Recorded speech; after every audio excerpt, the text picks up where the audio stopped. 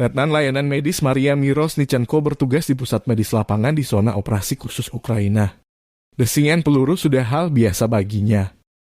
Awalnya selalu deg-degan, kini sudah terbiasa. Pengalaman pahitnya, rombongan Maria pernah diserbu pasukan Ukraina. Kami sedang mengemudi dengan konvoi kecil menuju perbatasan Rusia membawa prajurit terluka ke rumah sakit. Kami disergap. Penembakan dimulai, kata Maria. Serangan tak disangka mengingat iring-iringan kendaraan adalah para medis. Ada tanda palang merah di mobil, tapi itu tidak menghentikan mereka. Saat terkena proyektil pertama, mereka yang bisa berjalan melompat keluar dari mobil. Sedangkan mereka yang berbaring tetap tinggal. Kenang Maria seperti dilansir kemenahan Rusia 11 Januari. Letnan Mirosnichenko tetap berada di dalam mobil untuk mengevakuasi yang terluka. Pada saat itu, peluru kedua terbang masuk menembus dinding mobil. Hanya nyala api ini, kilatan keadaan yang terbakar tidak dapat dipahami, berdenging di telinga, lalu semuanya gelap, kenang Maria. Gadis itu mengalami gegar otak dan beberapa luka pecahan peluru, tetapi dia terus membantu para prajurit. Saya menganggap Maria sebagai pahlawan, meskipun dia memiliki sikap yang sangat berbeda terhadap hal ini. Kebanggaan dan tentu saja kegembiraan dan keadaan pikiran ini menghantui saya hingga hari ini, tutur ibu dari pahlawan wanita itu. Letnan Layanan Medis Maria Mirosnichenko diberikan penghargaan untuk aksi nekatnya M.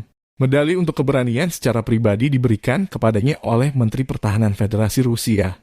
Saat ini, gadis itu telah kembali bertugas dan kembali siap untuk melakukan misi tempur, membawa kemenangan semakin dekat untuk masa depan rakyat Rusia.